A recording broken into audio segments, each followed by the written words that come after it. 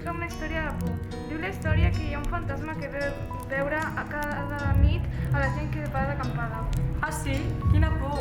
Sí, quina por.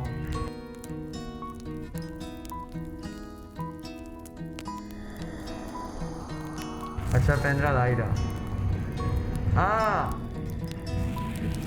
Què passa? És un fantasma allà al fons. Què dius? Que me'n vaig aquí ara mateix. Sí, millor marxar d'aquí.